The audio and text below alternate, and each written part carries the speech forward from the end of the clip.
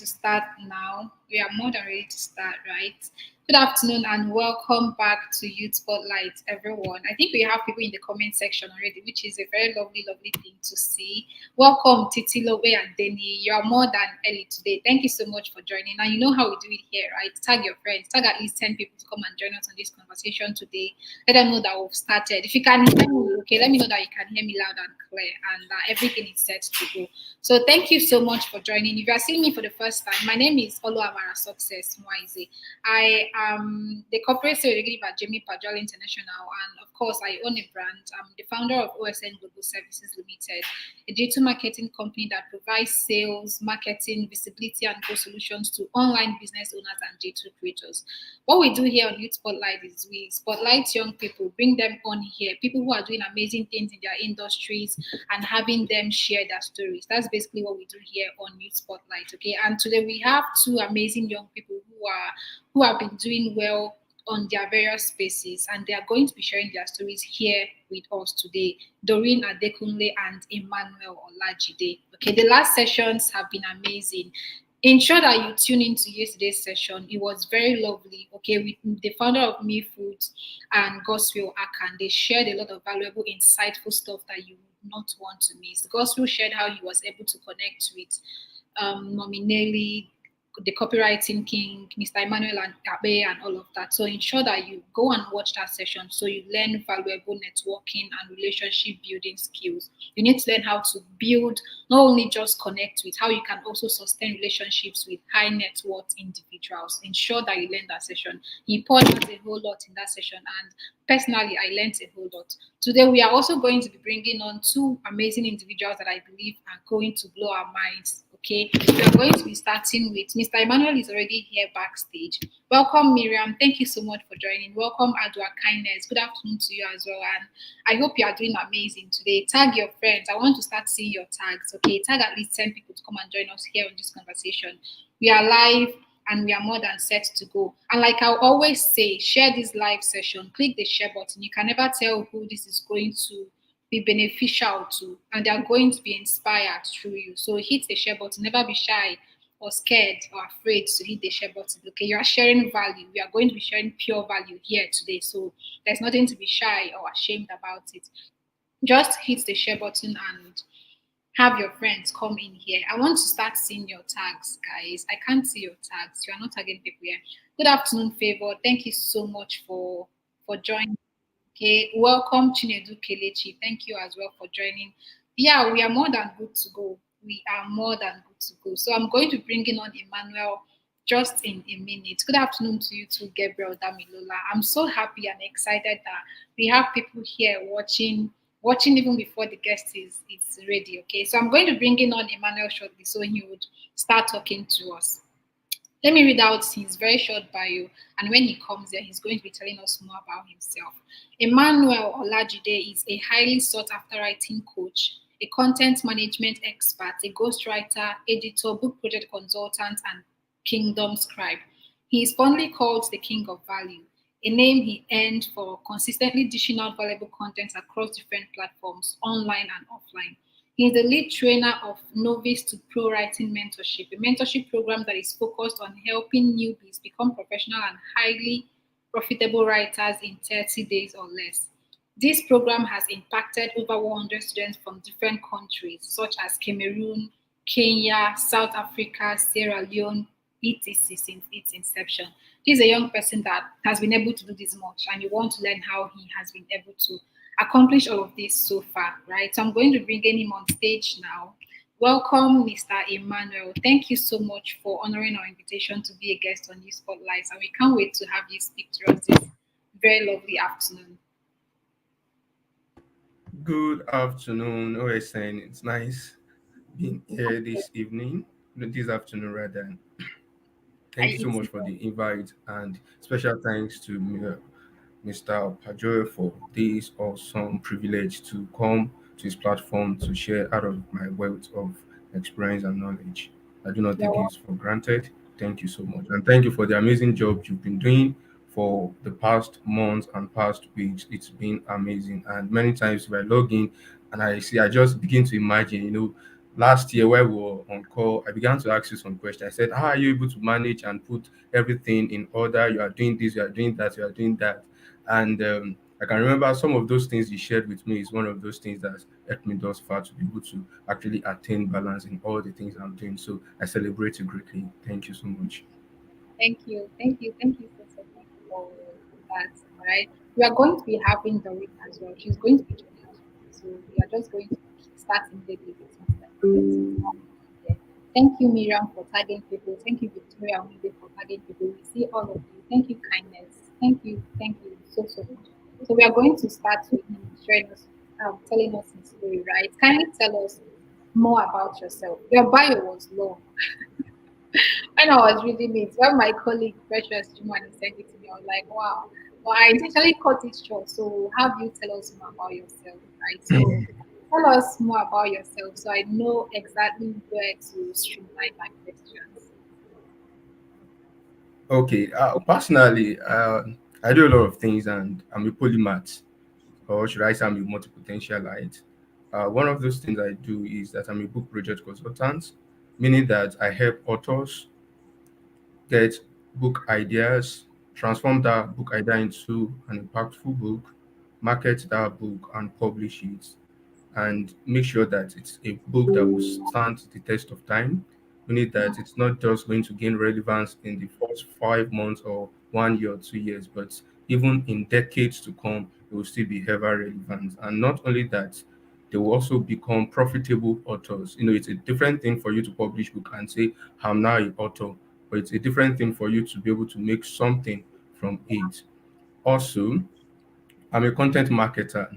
So I help brands strategize on how they can actually increase their visibility and profitability online because we all know that the world is now a digital village, it's a global village whereby everything you need to do, you should bring it online. If you intend to skyrocket your brand, if you intend to increase your visibility, if you can to increase your income, you need to leverage the power of the internet. So, as a content marketer, and as Bill Gates said, he said, content is king, meaning that for you to be able to harness the power of the internet age, you must be able to create content. So I help you to strategize and also create content for brands. Also, I'm a writing coach, and through this profession, I've been able to train over 10,000 directly and indirectly through my writing trainings and different platforms that I've spoken on.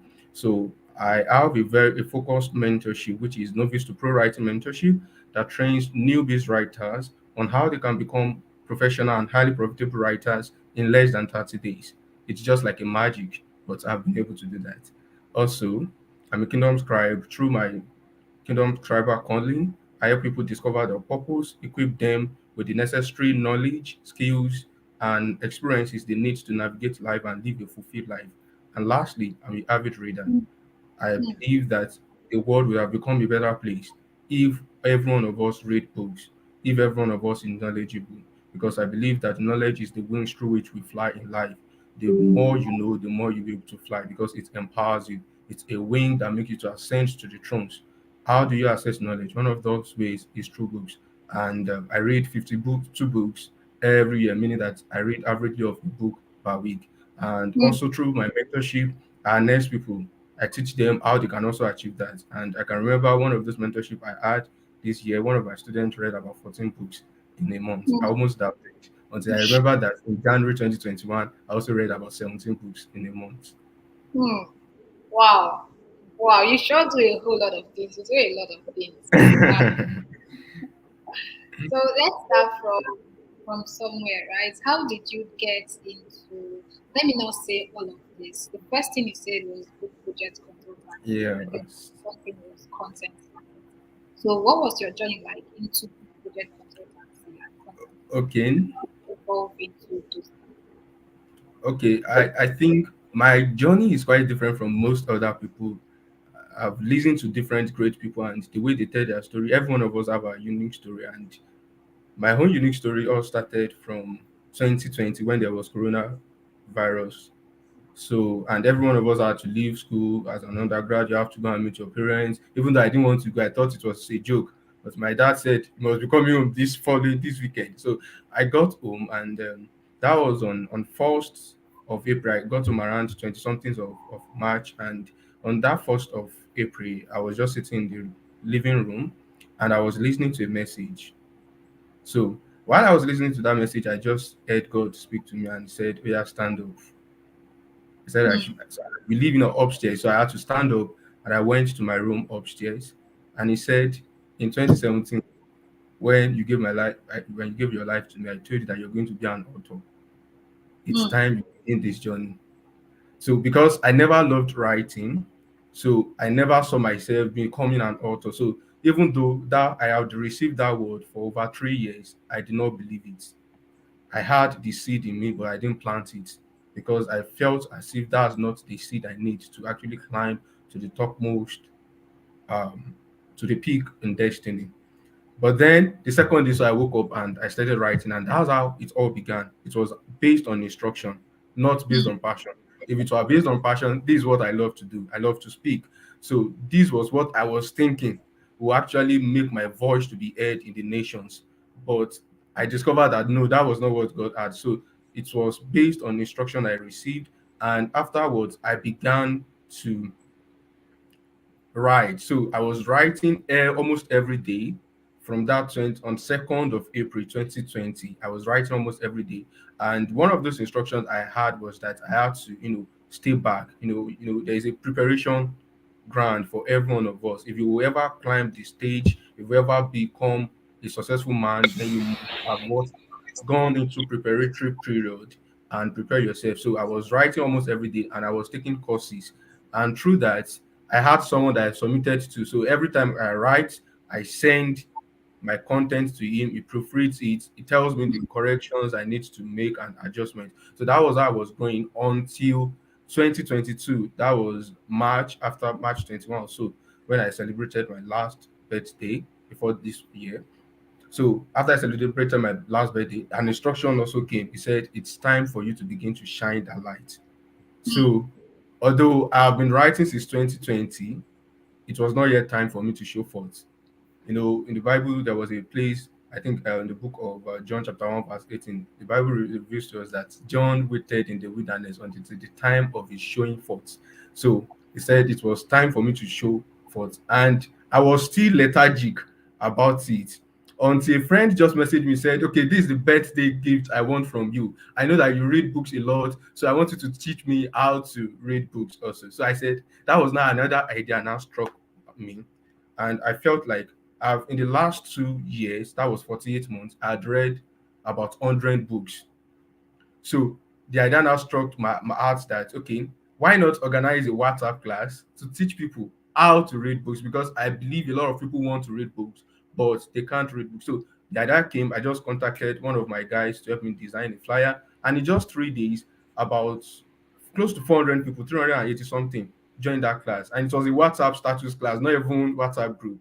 I didn't run ad, I didn't do anything. So that was how I knew that it was time for me to launch out. And afterwards, I organized another conference which I tagged DSAT, Digital Skills Acquisition Training, where they learned about 5 or 7 skills: graphic designing, affiliate marketing, content writing, copywriting, book writing, creative writing, and the rest. So afterwards, I launched my writing mentorship, Novice to Pro Writing Mentorship, and that has how it has been from one realm of glory to another.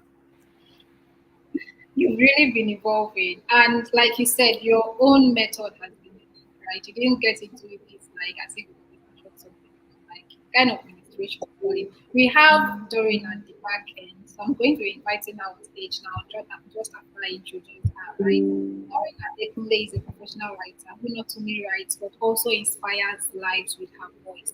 She's the author of More Than Just a Lady, which centers around the usefulness and power of the girl child. She's a visionary leader and founder of a Lady and More Network with over 57,000 ladies.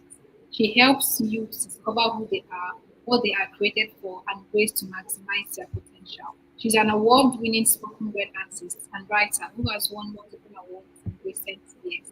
It is no news that she is indeed the voice that this generation needs. She is outspoken, she is eloquent, and she is creative in every aspect of her career. Because of the passion burning inside of her, she possesses the ability to transform lives through her writing. Okay, we are going to bring in her on now. Good afternoon, Doreen. Thank Good you so much. afternoon, everyone. Good afternoon, Ma. Yeah, Good afternoon, sir. Good afternoon, Doreen.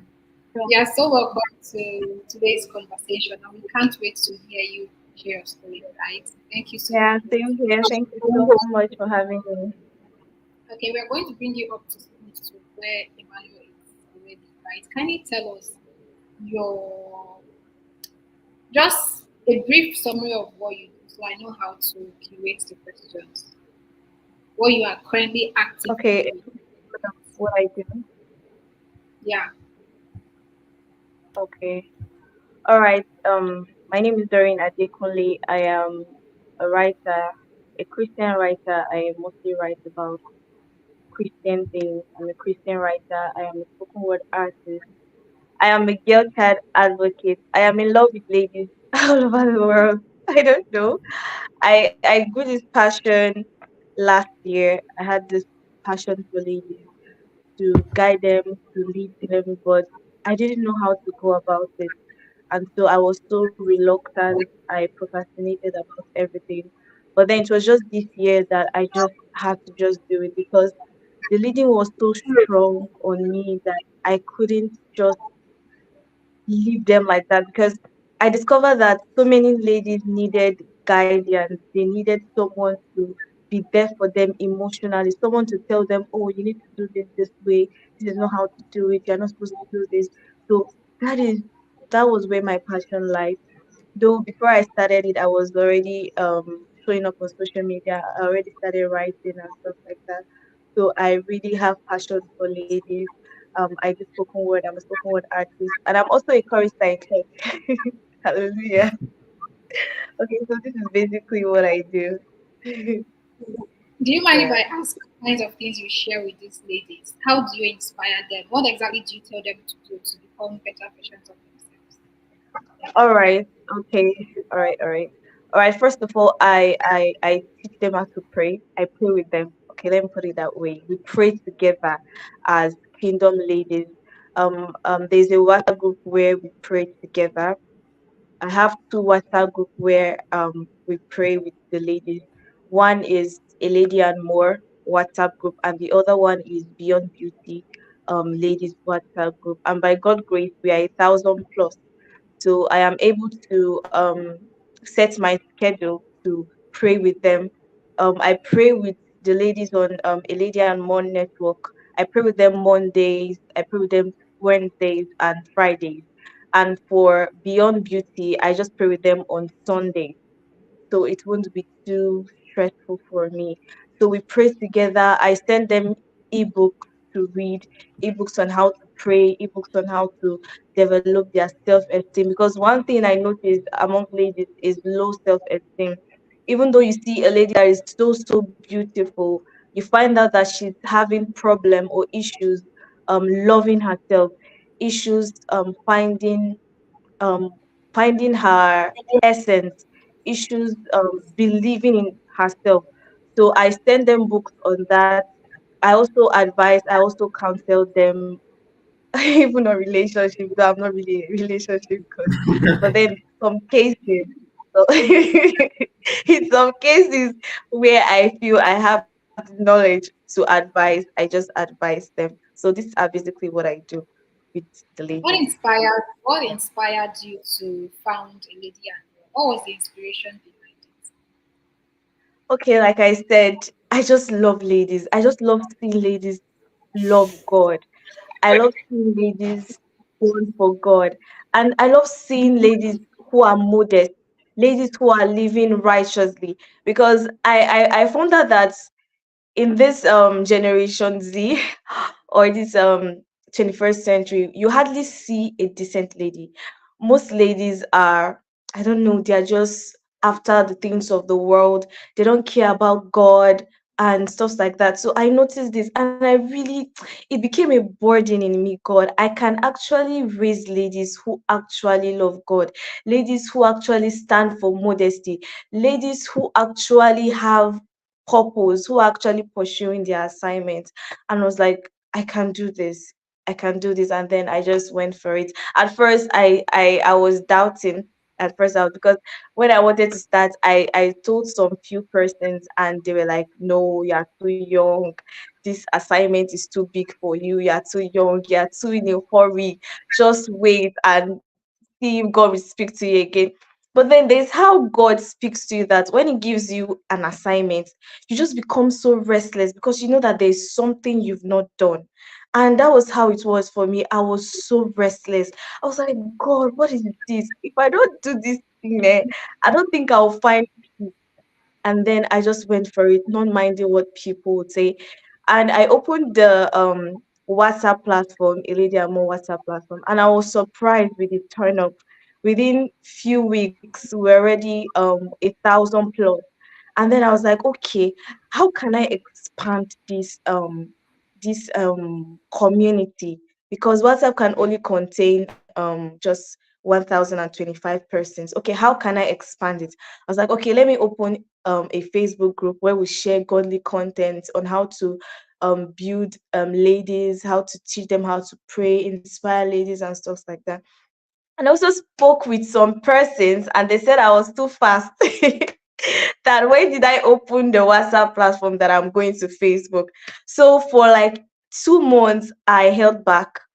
I was like, "Ah, maybe these people are right too. Ah, why am I rushing? Am I too fast like this? Am I too-" so like it was just like that, and then I just went for it. I just opened it, and God has been faithful. Sometimes I'll just sit down and just imagine, okay, what if I actually listened to these people that told me not to open this Facebook platform? What would have become of these ladies that are being inspired through this community? So that was how I just went about the platform. All right. How about your business? Like, is it an active business? Is it something you monetize or is it non-profit? If it's non-profit, tell us about your business, what you do to earn Okay. For the ladies part, I don't monetize it. No, I just do it willingly because that is where my passion lies. I don't know if I'll monetize it later, but for now, I am just focused on building them. That is my focus for now. But for my writing skills, it is not free. For my influencing, it is not free. I run ads. I teach people spoken word. I teach people how to write. So that is how I monetize my skills. money? All right. Thank you very much. Let's get back to Mr. Emmanuel, right? Mr. Emmanuel, you do a couple of things. Like, you do a lot of things. So, how are you able to find a balance between all of these things and ensure that you are not one of the one of the products or one of its aspects, you are not lacking in any of them? How are you able to balance all of these services? Okay, I think I didn't even talk about my professional journey. I'm also a geologist. So, how have I been able to balance everything? I've understood the law of seasons. You can't do everything at once. For every expression of yourself, there is a season for it. And your ability to discern seasons is what will guarantee your excellence in life. So, now I understand that I do a lot of things, but I understand which one is much more important for each season. So, now for this season of my life, I've been more focused on this writing part. I've been more focused on it. I've been teaching people how to write. I've been writing for brands. I've been a ghostwriter and rest. I've also been guiding people on how to write books. In fact, some guys are on my mentorship on how to write ebooks and make at least 100K from that ebook that you've written. So I'm more bent on it, but I'm beginning to move into another season, which is my public speaking. So I've been getting invitations from different states, and like tomorrow, I will also be in a physical event where I will be speaking to this set of people. Last week, I was on different platforms, like two platforms physically, where I was sharing my knowledge with them. So it's just the main thing. Also, there are some skills that are interwoven now. Okay, one of my fans is here, Eunice. So I know that I was very passionate about reading, but I also understand that we're in Nigeria. Only very few people will pay you that they want to learn how to read. In fact, they will tell you school has come. So I got to understand that reading and writing are inseparable things. You need to, because every writer writes from the abundance of what they know. Well, you can't dispense what you don't have ready.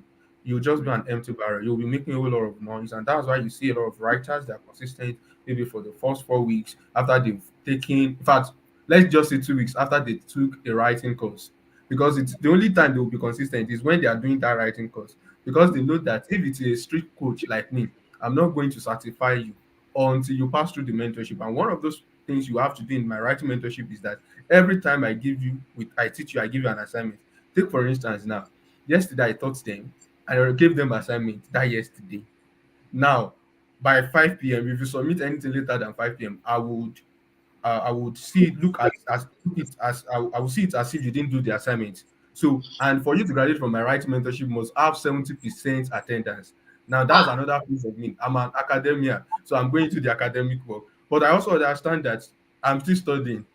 Very Yeah. soon, in the next few months, few days, right, in the less than 30 days or so, I will be done with my undergrad and I will be a graduate. So it's another phase of me. But I understand that that's not what is most important now. Now, this academia, I'm building it on site. I'm not building it online.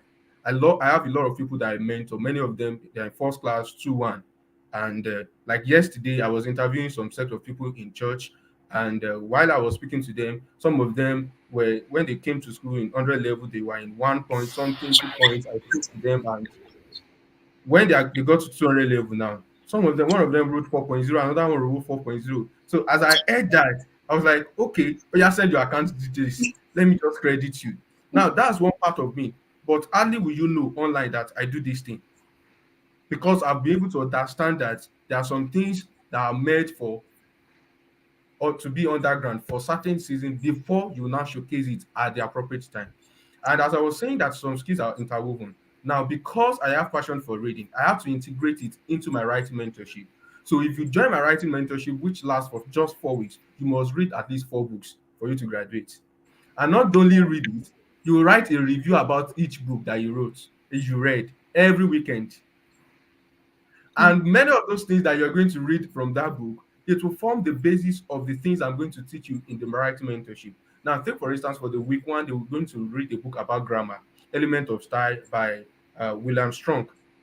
Now it's going to teach them all these adverbs, the right use of English.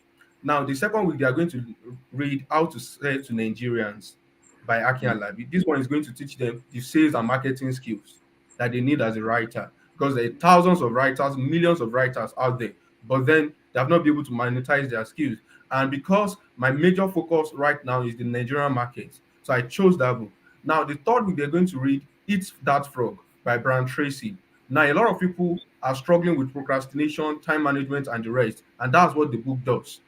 Now, on the fourth week, they're going to read Smart Money Woman, because when they finally make the money, and you know that story of that smart money woman, I don't know if you've read it. There are different sects of people, but the problem they all had was money management.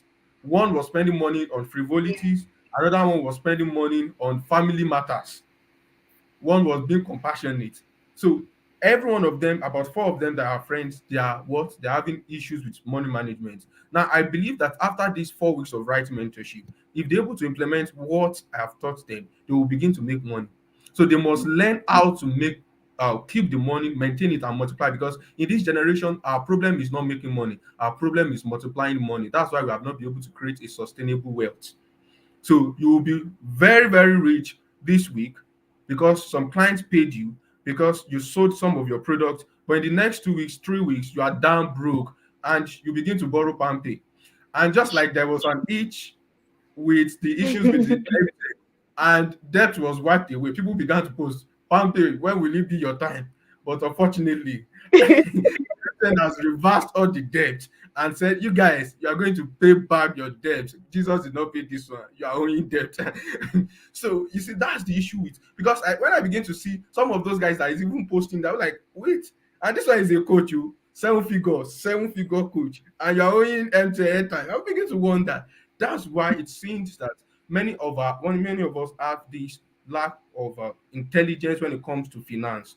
And because I've read so vast, and I've been able to know, okay, these are the books they can read. And within that short time, because it's not just about reading. I always tell people, I said, although I read 52 books every year, I do not advise anybody to read as much as I can, because the essence of reading is to be able to get transactional knowledge that is going to lead to global revolution, because I'm not just training you to be a bank of knowledge. I want you to go into that world system and be able to influence it just like I'm influencing it. So that when people listen to you, they'll be like, where is this guy coming from? I wish I have listened to this guy.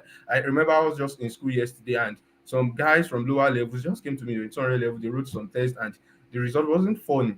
So it was just two of them that came around. I was just advising them. Before I know it, about six of them, new people just came around. And we began to speak for up to 30 minutes. And this guy didn't want to leave me. I was like, guys, I need to go right now.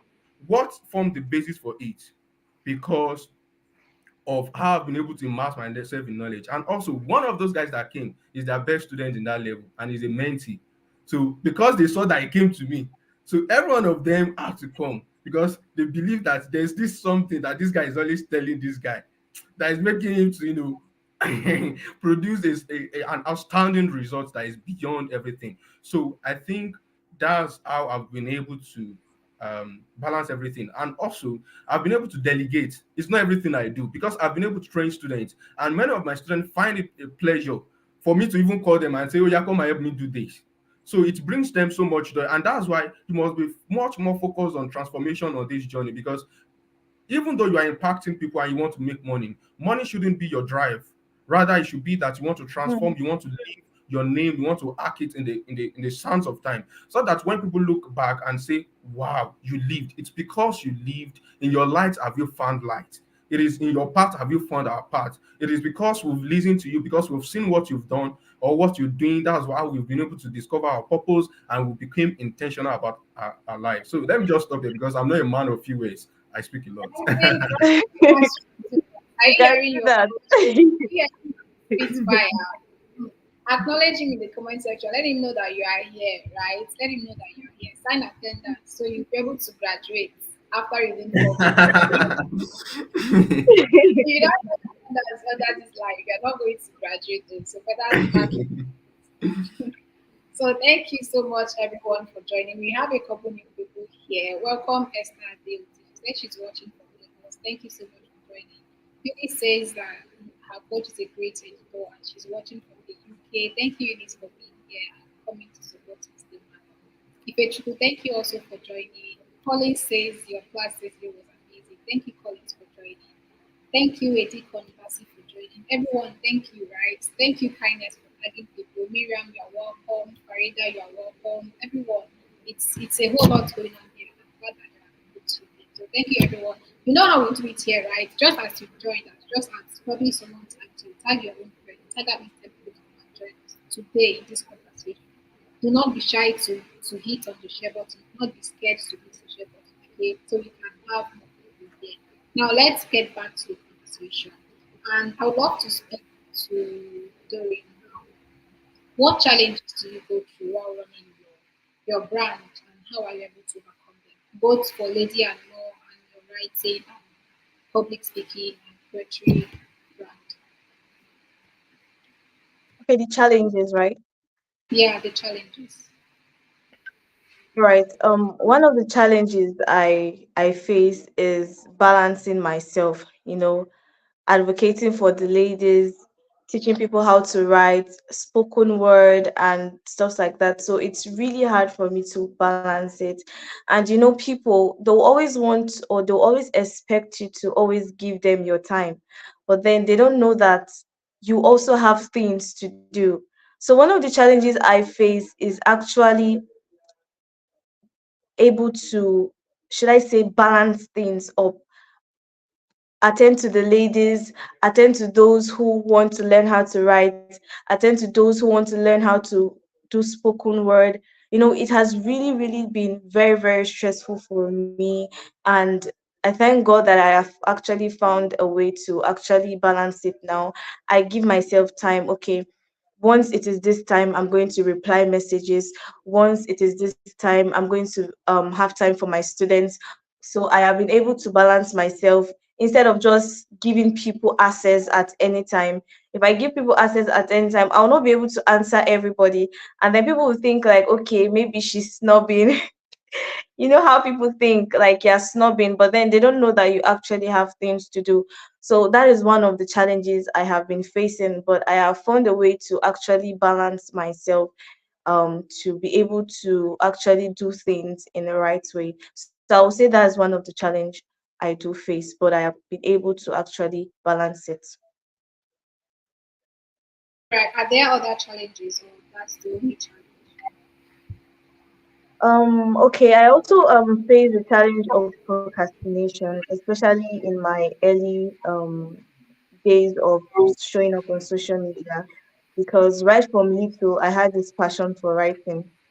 I had this passion for public speaking, but then I was this shy girl, very, very shy. Good.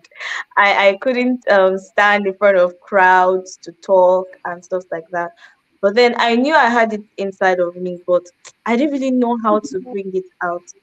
My mom would tell me that when I was little, I would stand in front of the television and then I'll start talking. Or I'll hold the newspaper and then I'll start reading what is there. So I really had this passion, but I didn't know how to bring it out. I didn't know. So as of last year, I was active on social media, not like I was posting, but then I do see people post, I do see writers post, and I admire them so much. I was like, God, this is so good. Like I can do this too. But then I don't know how to start.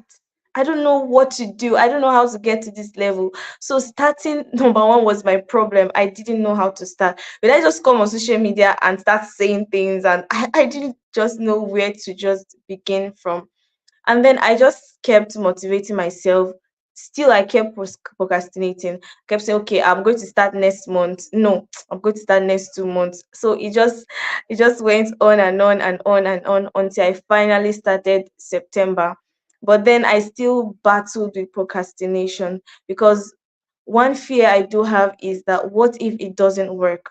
What if I go for this and it doesn't work? I remember when I started my first writing training, God, it took it took the intervention of God because I was really scared. I was really scared. I was really doubting whether people actually register for my class. I was really scared. I was like, this is my first time. Are you sure? How am I sure that somebody is going to register? Okay, if I put it as 1 5, we did register. If I put so I was really, really confused. But then I spoke to some few persons who advised me that I should just go for it. And since then I have really dealt with this fear of not being able to get it right, fear of not being able to succeed in a particular thing. So before I even allow that fear to creep in, I just go for it to give that fear to cripple that fear and not to give that fear a chance to stay in me. Yeah, that's a really, really effective strategy. Before the fear even creeps in, you've gone miles and miles ahead, and you're like, let the worst that can happen, right? And at the end, it turns out to be something very beautiful, and you just see that all of that thing was just in your head. How about you, Mr. Emmanuel? What challenges do you go through, and how are you able to Okay, overcome them? okay. I see that challenges are signs of greatness. You can never be great until you've overcome a challenge, and not just one. Greatness is the ability to overcome multiple challenges. That's it. So when I face challenges, I see that yeah, I'm doing something that is noteworthy. You are not producing any tangible results, or you want to get to somewhere in life, then you will not face challenges. But you, or you don't know that even that is a challenge on its own. Now, basically, the challenge I have, firstly, I had is one out because I do a lot of things apart from the things I do online. When I started building my brand online in 2022, I was a fellowship president. So, and you know what it means to be a fellowship president. We have meetings, I have to teach, do a lot of things. I have my academics too. I do tutorials for my course mates. Then I have to still come online and still come and teach. Take for instance, like yesterday, I was in school from morning till around 4 I had to go to church because I'm screening some new set of leaders in the fellowship. Then before I left church, it was already to 8 and I was to teach my student by 8 8 p.m. So and I have to still read at night because exam is already knocking, final exam. And we started building something right from 100 level. We shouldn't be now. So sometimes can get really um it can really get really overwhelming. Now, the second challenge I see I've faced is that people have misconstrued me, right? They don't understand what I'm doing. But I, one thing I've understood is that I will talk about how I've been able to address all these challenges, overcome them, and I'm going to start with this. One thing I've understood is that it is only you that can see your vision. It's only you that know where you are going. Every other person is blind, and you can't ask for direction from a blind person. So, because they can't see your vision, they don't know what God has told you, they don't know where you are going to. If you don't walk according to their terms, they will see you as someone that is, maybe proud based on their own definition. Maybe you are not caring, you are not loving, or maybe you don't have their time. And the truth about it is that you don't deserve my time. If for me to give you time, I'm giving you some a precious commodity. So that's what I've discovered. So many times I can have up to 300 messages on my WhatsApp. And sometimes my classmate that I talk to and like, you didn't reply to our message. I tell them, I said, the truth about it is that I'm sorry that I didn't reply to your message. But you can't type I and be expecting me to reply. Should I type I to you too? So those things. So I don't pay attention to what really other people are saying, especially if they are blind people. I just say, just continue in your blindness. A time will come when you see the light. So I will keep on praying for you while I continue on my own journey. And I will keep on doing things that will make you to see the light. So that when you now begin to see the results, like, okay, that thing that this guy is doing, although I didn't understand, I think this thing is right. So you now later come to me and ask, how is this thing done? Yeah. Because you will try your best, you will not be able to get the result. Then when you now come into that, you will not be able to understand that it's not that this guy is proud, it's not that this guy is not ready for us. It's just that the things he's doing is beyond what I am doing. So he doesn't have that kind of time. Also, when it comes to um, one out, one thing I'll be able to do is to know what to do per time. Now, say for instance, in 400 level, that was when I started building my brand. I was on IT, and fortunately for me, we had break and we had this ASU strike, which was a really good thing for me because I had time to build my brand. But then school resumed back and I didn't announce to anybody that I'm in school, but it's just because I'm leaving now. That's when I can feel free to talk about it and the rest. So my activities began to dwindle, but I didn't care about whatsoever anybody is telling me because even my activity on physically too, I had to strike a balance. I had to reduce this because, say for instance, this year I've traveled almost every month. I live in Niger State. I school in Niger State rather. So, and Niger is a very far. The closest state to Niger is Abuja, and it's still about 2 hours, 30 minutes, 3 hours. So sometimes I travel to Benin, spend about 15 hours, and I've traveled almost every month this year. Maybe I didn't travel 2 months. So because of that, I now see that there are some things I need to do now. If I'm going to travel, I'll have to delegate some things to people and say, you help me do this because I will not be around. Delegation. Now, and that's where you have to be intentional because you are not yet successful until you're able to produce a successor. So everything I'm doing, I ensure that I begin to invest in people that can actually take over from me when I'm not there.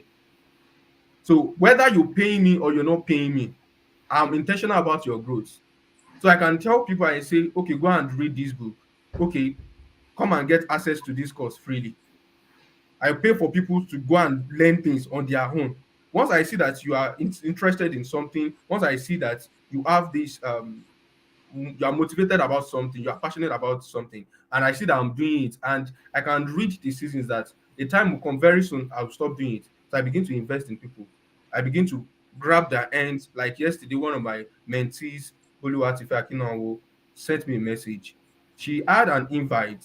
What happened was that because I was getting so busy with offline engagement, so I was still receiving physical and online engagement almost every time. So I didn't want to, because these brands that were reaching out to me, their purpose aligned with mine. I didn't want to let them down and just say, I'm not coming. So if they reach out to me, I would just say, I'm so busy, but I can recommend someone for you.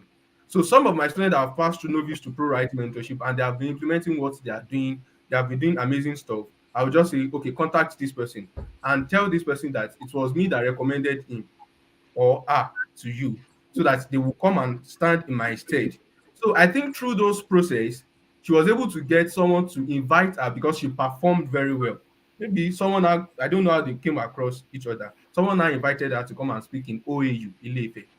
That was some months ago. And she now had to send the letter to me that she received a physical invite, but she's thinking of turning the invite down and say she's not going there. I said you must not turn it down. She said she's not leaving, she's living in Lagos. Her parents might not allow her. She has never gone for any physical invite. I just thought that you are going there and you're going to perform well. And she had this physical engagement that last week Saturday. I didn't even know because I've not really been active on Facebook to know what's up that is going. I've just been on WhatsApp. So I just received a message yesterday and she was thanking me. I was just blushing. So what really have I been able to do? I've been able to equip people that could actually take my place, that could actually stand in my stead. Even when I was serving, I was traveling out, and sometimes I will not be in service on Sunday. But because I've been able to raise people in the fellowship that could actually stand in my gap, I would just call them. I was service. Me, I mean, you maybe me, I mean, Benin, I mean, anywhere in the part of Nigeria. I've not started traveling now to do. So I'll just tell them, okay, I was service. And everything all went smoothly until I handed over later on this year. So these are I've been able to maintain balance and overcome some of those challenges faced in this building process. How about the mistakes, right? Or Okay. you, yeah, the mistakes you've made and what can we learn from them? I mean, you don't want your students to know that you made mistakes. No, no, no, no, no, no. Okay, I think the first mistake I made was to be lethargic about the instructions of God, because I received this instruction in 2017. But because of my limitation, because I didn't like English when I was in secondary school, so I thought for you to be a writer, you must be an English scholar, you must be able to blow grammar anyhow. So I said, no, I'm not going to do this. And God, God can be very merciful. That will be so silent, but your life will not make meaning, and He will just be watching you like this until when mercy finds you again, and He will now bring that instruction, and He will now help your heart. So that was the first thing. So I did been started building in 2017. Just imagine what we have started to do. And the fact that you delayed does not mean that God is going to erase your period of preparation. You still go through it, because until you are made, you are not meant for the spotlight. Only people that have been made in the secret place that can God actually project in the spotlight can the nations hear. Because just imagine if you are a chorister and God has been telling you, train your voice, train your voice, train your voice. You do not train your voice, and you finally invite you say, okay, someone luckily you were able to come to a stage, and because you came to that stage, they now say you should sing, and the organist played the key, and the next song you took, the organist was finding 5 minutes trying to locate your key. That kind of thing, you're a disgrace to yourself, disgrace to anybody that knows you. Because the truth about it is that once you are great, if they see you on the stage, people will begin to point and say, I know this person. But if you are the other way around, they will not even say, I don't even know you. If they ask you, do you know this guy? They say, I don't know you. So you're already a disgrace to that person. And also, you may close that door and it may never be opened to you again. So had it been I was, let's say I was diligent, I received that instruction and I followed it, maybe it would have been better. But I am not seeing it as a regret, because you can never succeed until you have made your own mistake, because mistakes create a leverage for you. You will know what not to do the next time you are trying, and your life will now be an experience, a lesson to others, that if you want to tread this path of greatness, if you want to tread this path of destiny, you want to tread this path of purpose, these are these things must not do. And people ask me, why do you read books a lot? I said my life is too precious than for me to bear this car someone already has born. So, Yeah. I see people when they say they are sick, they are sick, they are sick, they are sick, they are sick. I say, oh, Jesus already is already by His stripes said we are healed. So why will I begin to bear that sickness again? Because Jesus already bore it, so I can never be sick. So the same thing in my journey in life. So rather than for me to begin to do trial and error, why not take books and begin to read and say, this before I delve into anything, I would have taken courses, I would have watched YouTube videos, I would have read books. See, the way I read books, I read topically. Sometimes I can just dedicate it and say I'm reading about 5 books on money. So I'll just go to bookstore, I just go and read. I can remember one of my friends were just discussing in class, and he came around and he saw one book, Money, well, Master Your Game, Money Game. I think Money Master. Is it Money Master or Money Game? I can't remember. By Tony Robbins. This book is like this, very voluminous. And I said, how have you been able to manage to read? I said, I've not read that book. Oh. I just, that month, I wanted to study money. I just went to bookstore. And as I was taking books, I was reading books like that. I was taking books and said, okay, I want to get this book. That was how the guy recommended it for me. Oh. So I got back home. I said I wanted to read. That book was too heavy. So I can't even carry it and say I want to read it like this. So if I want to study it, I will now have to sit down and begin to read it. So that, by so doing, by heeding to God's instruction, I was not able to correct that mistake, which is what, not starting early. The second mistake is laziness at some point. Sometimes you receive that instruction, you receive some ideas, but you are too lazy to even take your pen to write it. It has happened to me. And the next time that you want to do that same thing, you've lost that idea already and you can't even recover it. Whereas there are some times whereby you know that you have exams, maybe you're a student here or you are doing some other things. You know that this is the thing you need to do right now. And even with books, now let me give you a typical example, because you can be doing something that is good, yet you are still lazy. Now, let me explain it. I read books a lot. So, but sometimes, because books, I've now found pleasure that almost every day I read almost every day. It's just like I'm breathing. I cannot even, sometimes I will not eat and I've read. I will just be happy. I say, I've read something. I've read something. Just call me. Let me just open my mouth. If I open my mouth like this, I can continue to tomorrow because there's so much. There is an overflow. I'm the king of value.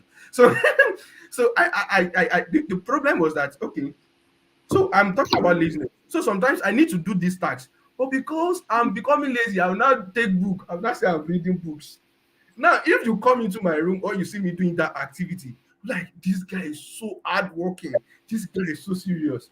But you not know that what this is laziness, meaning that you are not putting priority on the things that you ought not to put priority at that very moment. And because of that, because productivity is as a result of prioritization. So you can be doing a lot of things and you are still not productive because it is your result that is going to justify whether you're productive or not. That's why you see that it's not the hardworking that is most successful. Rather, it's those people that have been able to learn how to prioritize things and be able to do the things that is going to guarantee their results. These are the people that are the high flyers. So that's the second thing, mistake I've made, laziness. Three, there are sometimes I've lost touch with myself and God. And because my own journey is very peculiar to me, I'm the kind of person that I don't read, I don't write, I don't speak based on what I read on social media. I don't write, I don't speak based on what I read in books. I write and speak based on instructions. I write based and speak based on leadings of God. So that's why most times, some of my content, most of the things I do, just like this afternoon as I was just praying, God began to share some things with me that I'm going to do next year. Now, those moments that I was not in tune with God, I lost my peace and I couldn't do anything. So those at this time, I would just withdraw because I've lost touch with God already. And because I know it's just like a river. Every river has a source. And because I'm a geologist, I can explain that dynamics to you. But because I'm not talking about geology, I'm not going to explain it. So it's commonly said that any river that forgets its source will surely what? Dry up. Because I now understand that. So those days I'm dry. Even though you see me, I can still talk. Oh, I can still write. But because I understand that this thing is beyond just writing, is beyond just speaking, it is a message, it is a purpose, and lives are dependent on it. People are waiting to read from me, people are waiting to hear me speak so that they can navigate through life and live the season of darkness and come into light. So those seasons, I'm not able to maximize what God wants me to do in that season. And because I'm not able to maximize what God wants me to do in that season, some people begin to dwell in darkness. And some people begin to they are continuously confused about what they need to do. So this is the third mistake I've made. And if you leave me, I will continue, but let me stop here. How about you? Thank you so much. You are going to be sharing tips with us on how we can become better readers. So you want to be hearing of Okay. that. How about you, Doreen? What mistakes have you made and what can we learn? Okay, the mistakes I've made. So sorry, my network. I'm having issues with my network. All right, I hope you can hear me. Yes, loud and clear. All right, one of the mistakes that I've made is, like I said, delay in taking steps. I delay a lot in taking steps. I am someone that before I do something, I need a push. And there are times that you won't always get a push from someone, or you won't always get a push from someone to do something.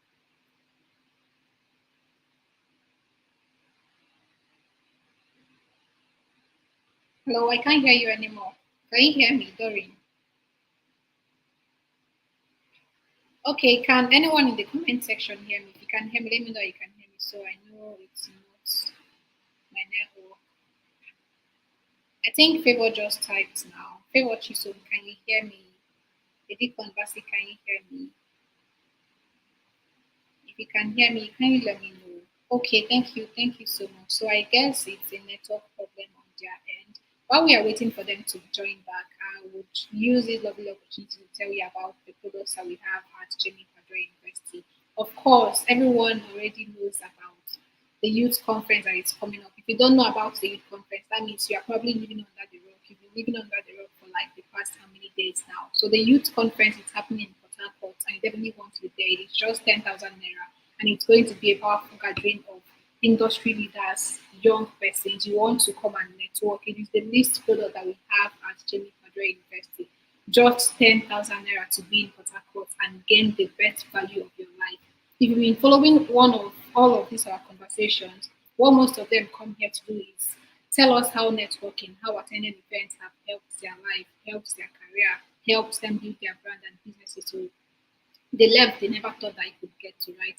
So you definitely want to sign up for the youth conference that is happening in Port Harcourt March next year. Money is not an issue, right? Money should not even be an issue. If you start now to save 3k monthly, you'll be able to get 10,000 naira before March next year. It is something that is very doable. So that's it for the youth conference. Come to Port Harcourt and gain massive value. Yeah, I'm sure you saw our speakers. We have Kanayo coming. Sacrifices are going to be made. We have our very able Dr. Jamie Padwell. We have Dr. Linda Iheme. We have Stephen Akintayo. A lot of people that you want to come and network with on that day, right? So ensure that you are signed up for the youth conference. The next is a leadership certificate course. You want to become a better leader. You want to learn how to lead and manage your business, your organizations, your family. You want to occupy leadership positions in future and deliver excellently on that job, right? Then you definitely want to sign up for our leadership certificate course. After the course, you also get certified. You get our certificate from Jamie Padua University. And of course, it's common knowledge, right? We are not just registered in Nigeria. We also have a presence in Canada. We are also registered in Canada. So the certificate you are going to be getting is a global international certificate. We also have the public speaking certificate course. If you are not a very good public speaker, you have problems with presentation, you are shy, you are camera shy, you have stage fright, then you want to sign up for our public speaking certificate because I think they are both back here, right? They are back here. So I'm going to be getting them back on stage now. Ensure that you sign up for that course. Come to the youth conference happening in Port Harcourt. Sign up for the leadership certificate course. Sign up for our public speaking certificate course, okay? Be a part of the value that we are sharing on Jamie Padua University. Welcome back, Doreen. Welcome back, Emmanuel. It's so nice to Thank have you you. back. Yeah, Doreen, you were Sorry. sharing your experience with us. You Yes, can. yes, yes. All right. So as I was saying, one of the mistakes I make is always waiting for a push. Always waiting for a push, always waiting for someone to tell me, go for this, don't go for this, go for this, don't go for this. And the truth is that we won't always have someone to tell us what to do. We won't always have someone who guide us, not every time. There are sometimes that you have to make decisions yourself. There are sometimes you just have to take the step yourself. And so one of the mistakes I've made and one of the things that I've been battling with is waiting for a push, waiting for someone to tell me to do that particular thing which I've been wanting to do. And the moment when I don't get that person or get someone to do that for me, I just take a halt. I just stop. I just remain where I am. I don't move forward. So I have been able to work on myself. And I also advise, and that's why I also advise people to have mentors. You need, in fact, it is very, very important for you to have a mentor, to have someone that will lead you, someone that will guide you, someone that will show you the steps that you are supposed to follow, someone that will serve, that will stand in the gap for you. Yes, so you need a mentor. No matter how good you are, no matter how intelligent you think you are, no matter how smart you think you are, you still need a mentor. You need a mentor, because without a mentor you will make so many mistakes. And one of the advantage of having a mentor is that you are accountable to that person, so you cannot just misbehave. If you misbehave anyhow, the person is going to correct you. The person will tell you, oh, what you did is wrong. But if you don't have a mentor, you will just be living your life anyhow without anybody to correct you. Even though they want to correct you, you won't listen. Because why? You don't respect that person. Now, having a mentor, it comes with respect. You Yeah. respect who mentors you. So someone that doesn't mentor you, you don't have, I don't think you don't really have the you don't really have, you don't owe the person respect. Yeah, that's the word. You don't owe the person respect. But once someone is the one guiding you, you owe that person respect. So if the person tell you what you did is not good, you have to go back and have a rethink. You have to go back and change. So have a mentor. It is very, very important. Very important. Have someone that will lead you. Have someone that will pray for you, especially if you're a believer. Someone that will pray for you, someone that you can run to. Oh, I'm having this problem, I'm having issue with this, and the person will join hands together with you and pray with you. I'm telling you, your journey in life is going to be very, very easy, rather than always waiting for different people to give you opinions. And the thing is that different people will not give you the same opinion. That's just it. They will not give you they will be giving you different opinions, and you'll be listening to different opinions and you'll be confused. At the end of the day, you end up making mistakes. You end up making or choosing the wrong choices. So you can't always be hearing opinions from people. Choose a person, or maybe two people that you can listen to. Two people that once they give you an advice, you take it. So pick somebody that you trust. Ask God, God, who is going to be my mentor? Who is going to guide me? Who is going to lead me? Because I cannot do this journey alone. I cannot live this life alone. I need someone to guide me. And I'm telling you, your journey will be much more easier. Assuming I had a mentor much earlier, I'm telling you, things would have been more easier for me. So one of the mistakes I made was, first of all, not having a mentor, and second of all, always waiting for a push before taking a step. Yeah. Do you mind sharing who your mentor is? Do you have mentors? Is it one, two, many people? Do you mind sharing who they are? All right. Currently, I just have one mentor, and it's a male. Yeah, I don't know. I prefer the opposite sex being my mentor. I don't know, for other people it might be different, but for me, I prefer it that way because I feel I'll be able to respect the person more, and the familiarity will not be there. It will not be there because I believe that, okay, this person is more mature than me. This person is more experienced than me, so I should give this person respect. So currently I have just a mentor, and he's not even close, he's far. So anytime I have issues, I just call him. Oh, I need prayers. Oh, something didn't go well, I'm really worried. And then he prays for me, he advises me, he sends me scriptures, he sends me books to read. So that is how I've been able to develop myself. I'm telling you, without having a mentor, like, I don't think I'll be where I am today, because the journey is not easy. Having to stand on your own, it is very, very, very, very difficult. But then having a mentor will make things easier for you. For me, I chose a male mentor to mentor me. I have my reasons of not choosing a female mentor. I prefer a male mentor to mentor me. Yeah. Oh, that's fine. That's totally fine. Can you tell us how you were able to find your mentor, right? Because a lot of young persons they want mentors, but they don't know how to go about it. That's Yes. why you see them coming Yeah. to the comment section and saying, please mentor me, mentor me.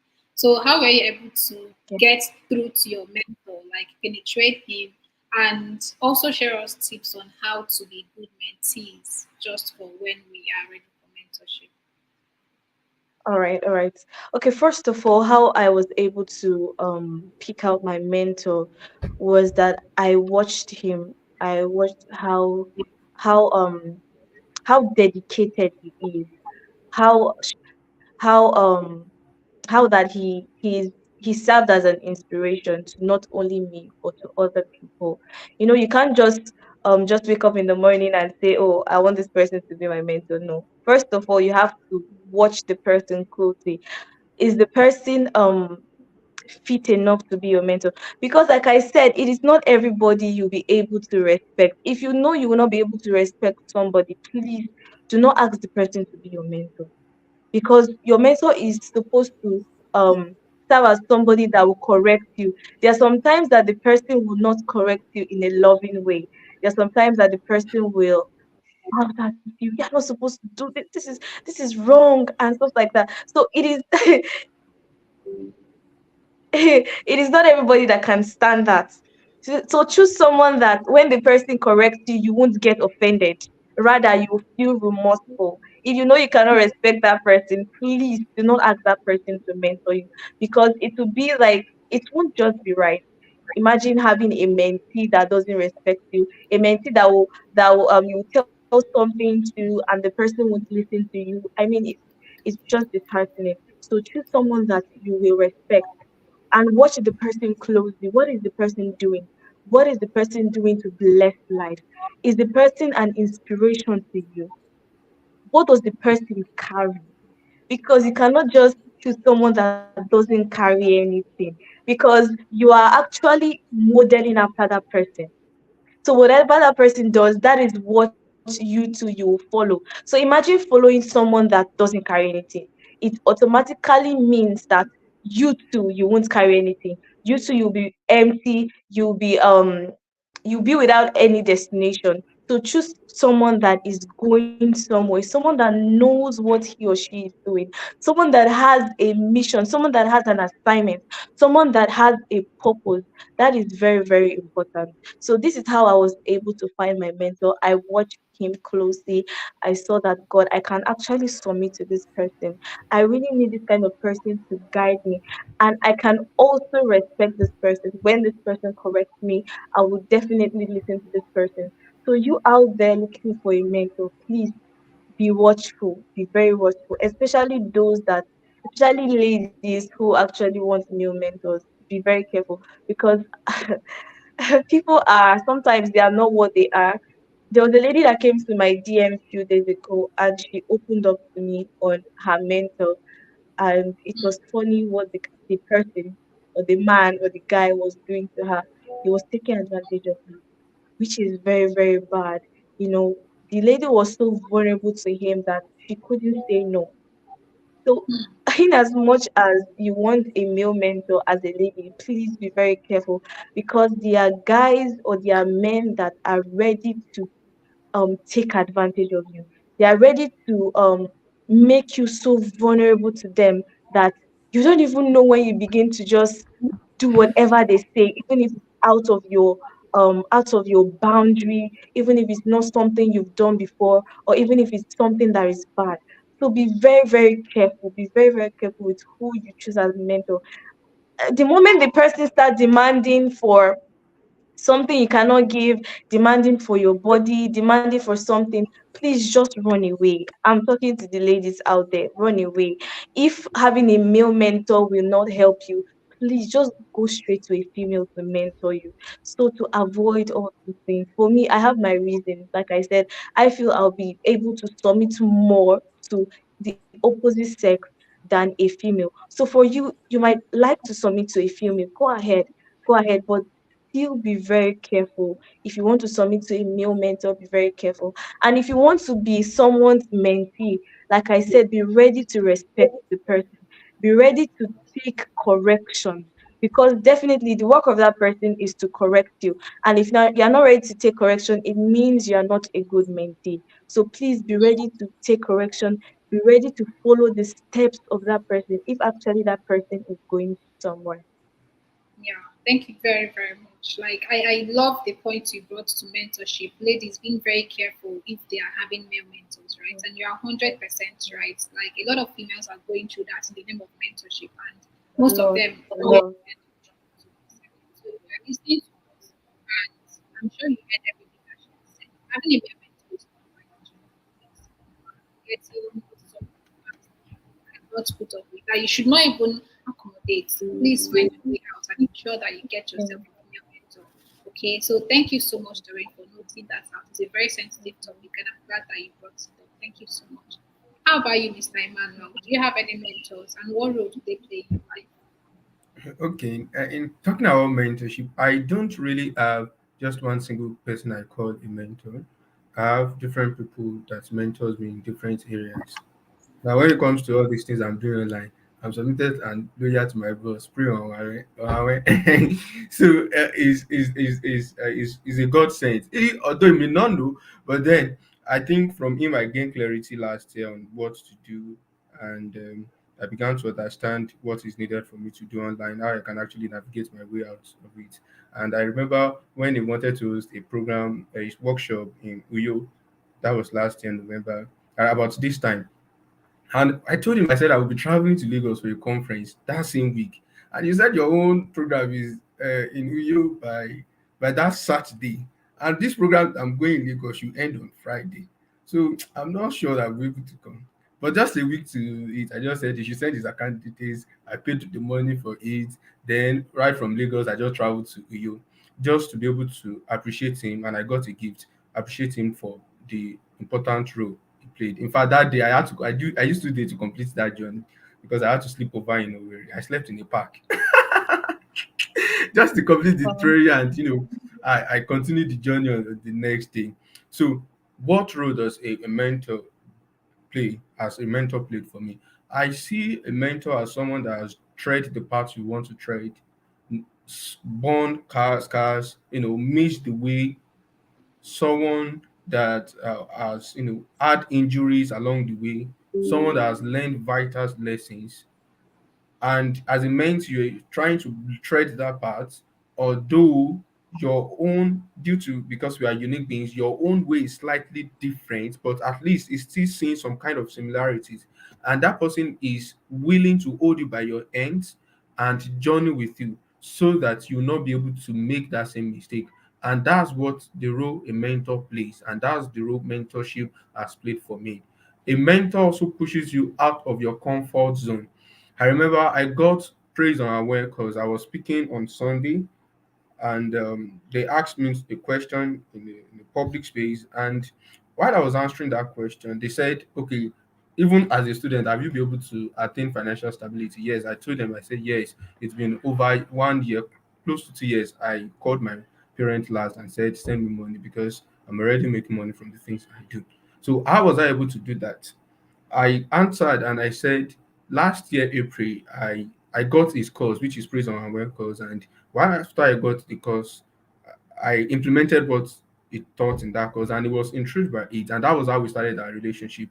And he had to get on the call. He said he wanted to fix a strategic session with me, and through that, he gave me some assignments that really transformed everything. So it's just a call session, and I'm not sure that we've even spoken on phone up to 5 times. I'm not sure, since close to 2 years that we've known each other.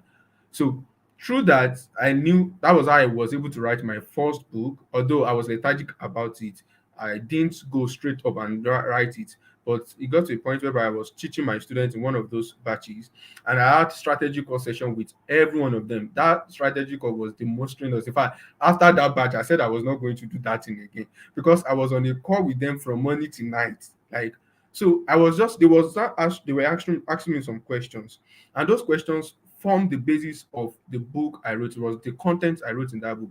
It was just like God was just using them to tell me, oh yeah, go and write a book, go and write a book. And that following week, I started writing the book. But then I had first received that instruction from prison where I said, go and write a book.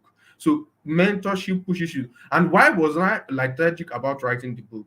In February last year, I already started writing a book because I received that book idea, well, as as at 2020. I even wrote some content about it when I was still a Kingdom Scribe, just like Doreen. Now I'm not just a Kingdom Scribe. I'm having different things, and most people don't even know me as a Kingdom Scribe right now. So then I run a series. I called the title of that series "The Man God Uses," and it was 7 part series. I was taking inferences from the life of David, and I was taking people through what the journey of the one God uses. So I started writing a book on it because it was an idea I received in 2020, as I said earlier. So at chapter 2, I got stuck and I stopped writing the book. So I felt like book writing is not for me. So I just continued with what I was doing. But because it got in a call with him and he told me to write a book, I got that firm belief that I can actually do it. So mentorship also makes you to believe in your potential. It makes you to believe in the treasures that is hidden inside of you. And it doesn't just only make you to believe. Some people have been believing in their ability since ages past, and they will continue to believe until they don't even utilize that. But a mentor also sits on you until you're able to maximize that your potential, because it's one thing for you to discover your potential, it's one thing to harness that potential, and it's another thing to maximize that potential. That's 3 stages: discovery stage, development stage, deployment stage, and duplication stage. So every one of us, we have 4 stages in life. Let me repeat it. Every one of us have 4 stages in life. The first stage is what? Discovery stage. The second stage is development stage. The third stage is deployment stage. And fourth stage is what? Duplication stage. Now, the first stage, development, is discovering who you are. The second stage is paying the sacrifice to become who you are. The third stage is expressing who you are, which is what? Deployment. And the fourth stage, which is duplication stage, is duplicating who you are, meaning that you are now mentoring others. Now, you can also mentor people while on that journey. I'm not erasing that. I have a lot of people I'm mentoring, and I'm already duplicating myself. But that's just because you can never duplicate yourself until you are already discovered yourself. It is a series of, it's a chain reaction. And once anything is missing in the chain reaction, the reaction will halt.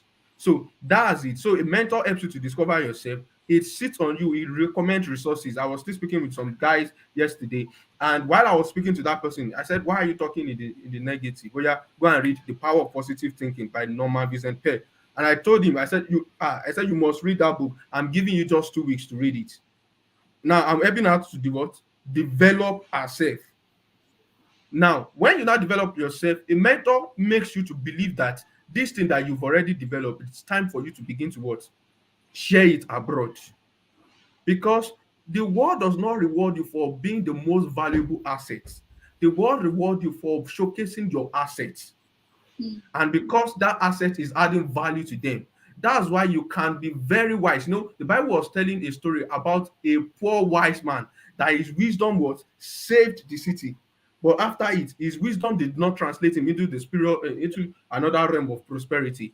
He was so wise and so poor, very wise. He knows secrets, he knows principles, he knows strategies, but he was damn poor because he didn't know how to deploy what he has, and he didn't know how to collect his money.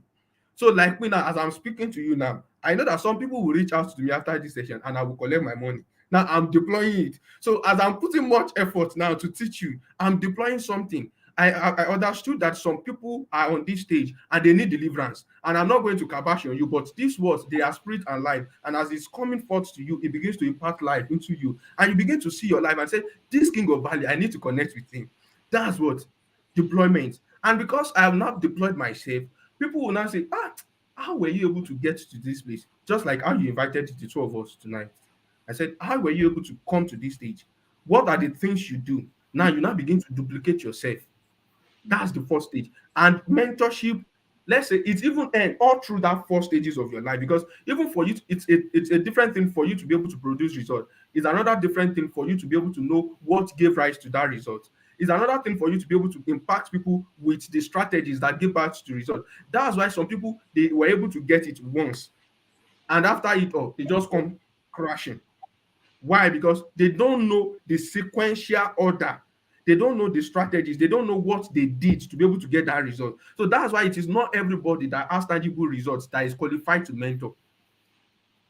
because some of them the thing just dawned on them, they don't know how the thing happened, but some of us we know how we went through it, and we were able to document it, and you can turn it to a book just like how you do many times, and you just share your story, and it So intrigues then people. how do we identify those that know how theirs happened? How are you able to trace those that? How were you able to identify it? I think the first thing I do really is that I'm the kind of person that I make sure I talk about instruction, instruction. Every time I have spoken there, I'm talking about instruction because I believe life is spiritual, and everything that is going to happen in the physical must have first find an expression in the spiritual realm, and you just have to take over from spiritual realm and make it established in the physical realm. So you have to have a connection with God, because the fact that this person is doing so well does not mean that you should go and submit to that person. Every one of us, we don't showcase our weaknesses, we only showcase our strengths. And because I don't showcase my strength, you believe that I am all knowing. I am strong in this, I am strong in this. But just imagine if I'm weak in that area and you are weak in that area, what will happen? Weakness collide with weakness, and every one of us will come crashing down. So that's where the place of instruction. Two, know where you are going to. Where do you want to be in the next 5 years, in the next 10 years, in the next 20 years, in the next 30 years? Where are you seeing yourself? I was speaking to some people, I said, I'll be one of the youngest professors in Nigeria. That's it. That's where I'm going to. It's one of those things. I was speaking. I say it with all both eyes. I said I'm going to own a publishing firm. Even though I'm going to the academy, I'm not going to be one of those broke lecturers. Broke lecturers. No, I'm going to do so well. I have my business. I'm thinking. I was speaking on Sunday. I said, see, from next time, I'm going to begin to travel to different states. I'm begin to speak on global. I begin to speak on different stages. In the next 5 years, I'm already a global speaker. I'm being invited to different places. Now I have a clear picture of where I'm going to. And because I have a clear picture of where I'm going to, I know people that is already doing that thing. So what will I do? I pay the sacrifice to learn from them. So I want to enroll for a mentorship next month. I'm going to pay for it this month. The mentorship costs 25,000 naira by Chioma Nana. Why do I want to enroll in it? Because I see Chioma doing the things I want to do. So it is one of the signals. The person must have what you don't have, because you want to go and tap something from that person, and you can't give what you don't have. Every one of us, we can only give what we already have. If you give what you don't have, you run into debt. And when it comes to mentorship, you can't hold the debt. It's either you have it or you don't have it. You can't say you want to borrow someone to come and impart it. No, you must have it before you can give it. So that person must have what you have. The third thing is your values must be in consonance, must resonate with each other. This person may be doing what you want to do, but when you check your belief system, you check your value system, it does not align. That person cannot be your mentor, because it's going to corrupt your seed, or you are going to corrupt it. No, it might not corrupt the seed, because I think that person is having higher insights than you, so you will be very careful. But you are going to corrupt your own seed. Take for instance, I'm a Christian. I'm vocal about it. I'm not ashamed about it. I say it everywhere I have the opportunity. As I've been speaking since morning, I've been quoting scriptures. Now, I can't say I want to go and submit under a Muslim mentor. Now, I don't mean any bad. It's just because the value does not align. I'm the kind of person that I don't like all these social events, all this party and the rest. I can't go and say I want to submit under a person that is social, someone that listens to worldly music and the rest. Why? Because it's going to corrupt my seed. I would not know, because mentorship is both cognitive and incognitive. You are learning consciously and unconsciously. Before you know it, you begin to do that same thing that person is doing, and you will not even understand. You will not know until someone just look up to you and say, is this person your mentor? And I say, yes. Why? What did you see? I say, this person always do this thing, this thing, this thing. And before you know, that's why you must be very careful. You have already embodied that thing that person is doing. So your value system. Now, the fourth thing is that you must know what you have, what will form the basis of your relationship. What can you give in exchange? Because until you have value to tender, you can't attract kings, the people you desire. Nobody wants a liability. We all want assets. So anybody that is you are going to submit to under mentorship, you must have something that will connect. See, Chioma, I've been following her and I've been watching her works and this thing. Why am I even saying this? I'm not saying this again. So now, take for instance, praise on when since I connected with him, Every courses, every book he has launched, I have bought every single one. And not only that, I've bought it too, because it's a different thing to buy it. I now go back, I will read it. I will now go extensively. I will go and do my own. I will now say, ah, so I will not even come and tell himself. He will just see a post on Facebook. You just see Emmanuel Olajide. He say, ah, wait on. Or if you check my status, like, yes, we are into it. We are into it. That's it. So you must have something of value that you can actually offer, because they will not be able to be proud of you. They will not be able to talk about you. They will not be able to showcase you. And what's the essence of you having a mentee that you are not proud of? In fact, it's that person has already become a liability, and you be like, this guy should just go. So you must have a value that you offering to that person that you can use to exchange. Now, OSN is already smiling. I know my words is becoming so much. So let me stop. No, what you said, what got me was what you said, this guy should just go, just go, just go. Yeah, I yeah. thank you so much for that very detailed explanation. I know you've said something about this already, right? But please tell us, where do you see yourself 5 years from now? I'm sure I've gotten one. You said the youngest lecturer. So just tell Um, us. in the next 5 years, I've been a doctor. I have my PhD already. I'm already speaking on global stage, expressing my gifts, bringing people out of the den of ignorance, and bringing them into the palace of knowledge, transformational knowledge. In the next 5 years, winning souls for Christ, because I'm his representative on earth. I'm his envoy. And tomorrow I'll be speaking on that thing. King's envoy. I'll be speaking in an event, physical event tomorrow. And it's a very, very powerful topic. So in the next 5 years, I will be there. In the next 5 years, I'll be married.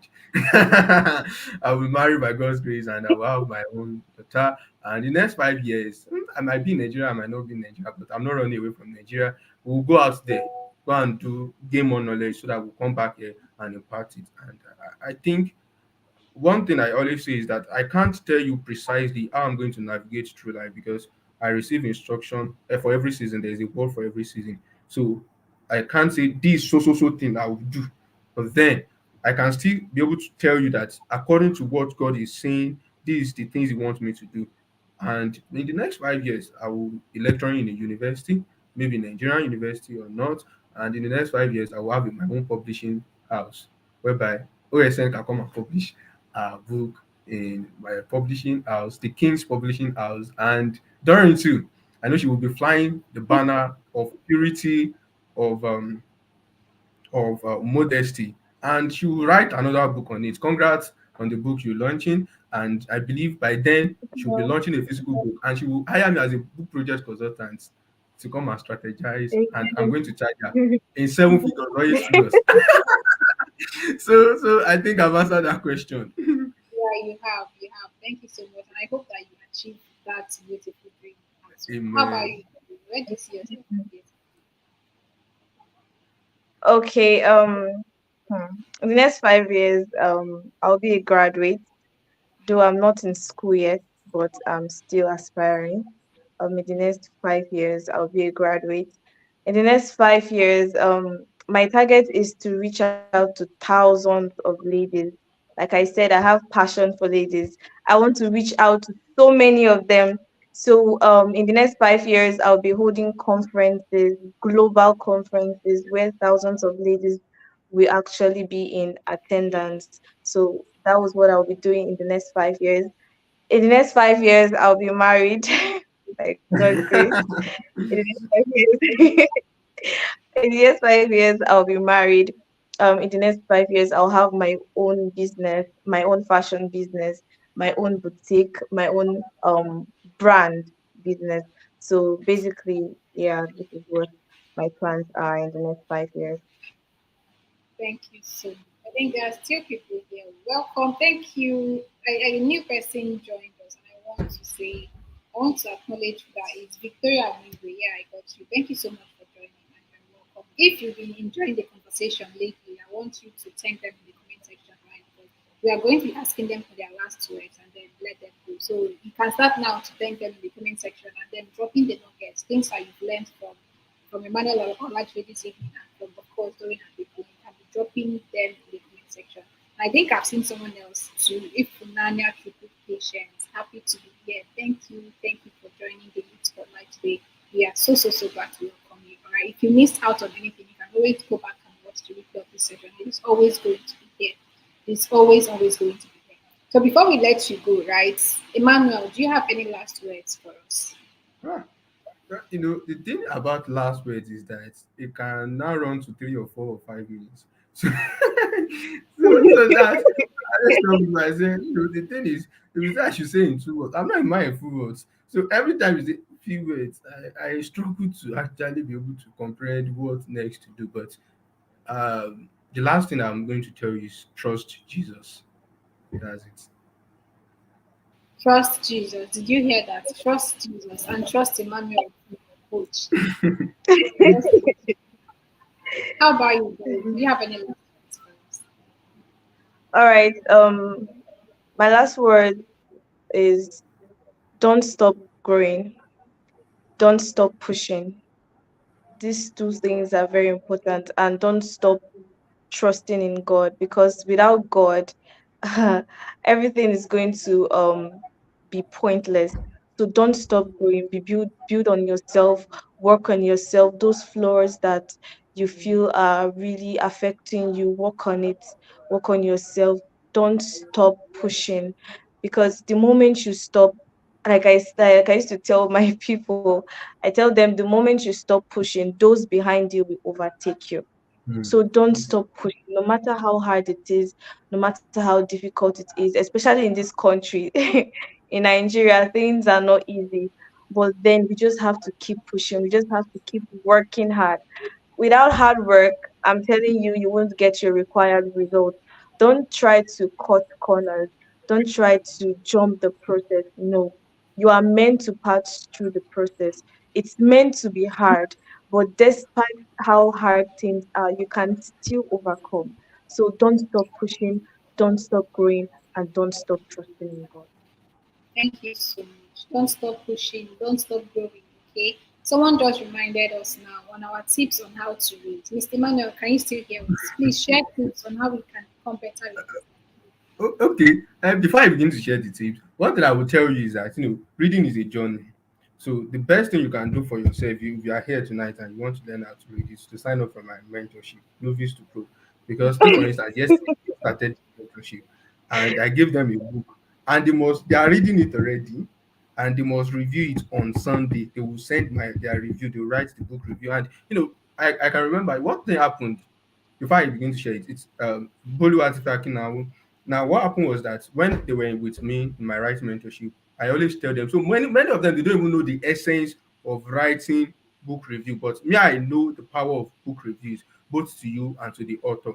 Now, she took Emeka Nobi's course. I can't remember the name of the course, and she wrote a review about it. And because of the review she wrote, she tagged Emeka Nobis, and Emeka Nobis invited her for is it a lunch or dinner? Now, you know what it means for a make and be. So it's one of those things. So you need strategies, you need systems. So please enroll in my writing mentorship, just 5,000 naira, just change. But then if you wait till next year, my next year is 10,000 naira because we are going to a new season. So a new season requires what? New money. So how can you become a Yeah, voracious reader? a real businessman. I must say now. If I don't say, I will beg now. So it's just like a book I said, if I don't pray, if Satan will make mess of me. If I don't say, probability will make mess of me. So I must say. So even as you are now, you are selling something. Just like you are preaching modesty, you are selling it to them. So me, I'm selling my course right now. So I have sold my knowledge. So how do you become a Yeah, voracious reader? The first thing you need to do is to know the need you have at time per season. Now, book is very boring. I will be sincere with you. It's very boring. Can you imagine just while every other person is joking, everybody is laughing, is watching cinemas, everybody is hanging out, and you just have to sit down and begin to read books? It's not interesting, especially when you're just starting. But when you know that there's an imminent issue that you have in your life that you need solution to it, and that issue keeps you awake at night, what will you do? You will find all means to solve it. So every time for you to read books, you need to know what you need that season. What's your problem? Are you having problem with your finances? Are you having problem with your academic Are you having problem with your prayer life? Are you have problem with relationship? Are you having problem with your health? Are you having problem with time management and the rest? So when you're able to figure it out, that will now form the basis of what you read on. Now, I told you that some months I read topically. There was a month in 2020 I wanted to just know about prayer. So I just had to study books on prayer. That month alone, books on prayer that I read alone was about seven, just prayers alone. So there are some months I wanted to read books on faith. I read up to four books. Like this year, I wanted to understand purpose more, the more purpose and potential. I read Understanding Your Potential, Unleashing Your Potential, Maximizing Your Potential by Maurice Muro. I read Assignments by Mike Murdoch. So I was just reading those books. So because I just needed to understand it, because it's an integral part of my life, and that's the essence of my living, and because it's a message I'm preaching, so I began to consume those books. So I was not tired of it. I even went to a bookstore and I got those books. I even read The Purpose and Power of Authority by Miles Miro too. So the second thing you now do is, because you already discovered that, you discover which one works for you. Are you the kind of person that love audiobook, ebooks, or, well, Nigeria has come to play. So I are you the one that loves audiobooks, soft copy, or hard copy? Now, for audiobooks, you can get it, soft copy, you can get it. Or so take for instance, now when I first started reading, I started with soft copy because that was what was readily available for me. But as time progresses, I began to become, you see, lukewarm, or I lost interest in soft copy. So, and thank God I'm now financially, stable to some extent. So I could afford to buy books. So like tomorrow I'm going to buy some books too. So you must know which one works for you, because now in this season, now if I'm reading soft copy, I might take 2 weeks to finish it. But if it is hard copy, I'll be able to read faster. Now, another thing you need to also do is to create a framework or a strategy that will enhance your reading. Now, what am I saying in essence? You could decide that you are going to be reading just 5 pages of a book every day, or just 1 page of it, or just one paragraph per day. Now, because I've grown, every month I read like 4 books. Every week I read a book. Everywhere you see me, like if I'm traveling, I'm reading a book. If I'm doing this, I'm reading a book. If I'm in class and there's no lecture, anything, I'm reading a book. If I'm at home, I'm reading a book. So I can wake up at night and read a book. So it's just something I love. I even prefer reading books than coming to social media. So it's just something. So because I've grown to that level. So if you are just starting, just could be a paragraph. Now, after you've decided on the strategy you want to use, the next thing you need to do is to create an accountability system that will aid it. It could be that you are going to join a book reading club. It could be that you are going to subscribe to a training, just like you would subscribe to my training after this session, so that you know how to read books and you're able to read at least 4 books before this year ends. Because some of you have not read any books since this year began. And that's why when you open your mouth, you be like, there is a release of gases of foolishness.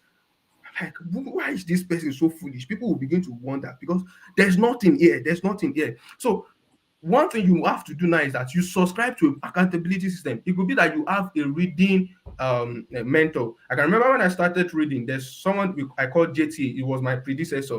I served under him as the vice president. He handed over to me as vice president. He handed over to me as president. So he was the person I was submitted to. So whenever I see that he reads a book, I will read that book.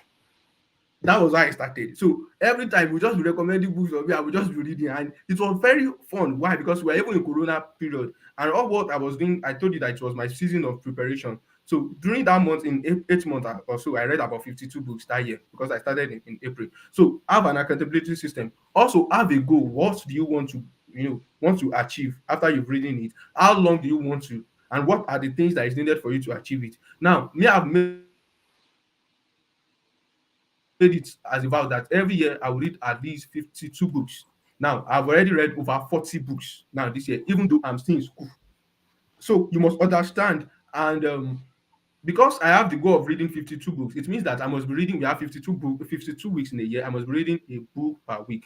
So if you too, if your goal is to read just 1 book, 2 books, 3 books a year, now you sabi, just find a way that you're able to cut it down and see how you can be able to take small steps every day. And the last and final thing This is the last and final thing. This is the last and final thing. Understand your season. That's just it. Don't say because you heard the king of value says he's reading 52 books, you will go ahead and read, say you want to read 52 books. It doesn't work like that too. I remember when I returned back to school in 2021, I couldn't read, I read just 32 books in 2021. So 2022, I was able to read 60 books, and this year I'm going to read more than 52 books. So because even though I have a lot of things to do, I've been able to delegate and create structures that would help me to achieve those goals and understand season most importantly. Thank you so much. Thank you. Thank you so much, King of Value. Thank you, Emmanuel. Thank you, Doreen. You both have done justice to today's conversation, right? And we appreciate you once again for coming here on this spotlight. So, guys, now if you've been with us for like the past couple of hours, I think we are almost running into 2 hours. I want you to thank them. Okay, I don't want to let them go without them feeling how grateful we are for everything that they've shared with us. I want to see your fire emojis. I want to see your clapping emojis. Thank Doreen. Thank Emmanuel. Let's see them coming up in the comment section. Okay, I'm going to be highlighting every comment now. Let's highlight all of the comments. I want to see your thank yous and I want them to see your thank yous as well. I don't want to let them go without them knowing that we are grateful for everything that they've shared. The better way to thank me is just to, get one of my contacts, my Please, boo. guys, drop your thank you. Okay, thank you. Thank you. Thank you, Emmanuel. Thank you, Doreen. Doing Because great. that thank you does not actually change anything. We are in a new era, we are in a new economy. So thank you. It does not put food on my table now. So All right, so thank you so much, guys. thank you. Thank you, Emmanuel. You can go take your leave and rest now. It was such a Okay. you guys. And of course, thank you to our viewers. Okay, thank you for always tuning in, joining the good spotlight. We appreciate you, and it's like come your way next time. Of course, I remain Ola my success Wednesday, your amiable host for Youth Spotlight. Thank you for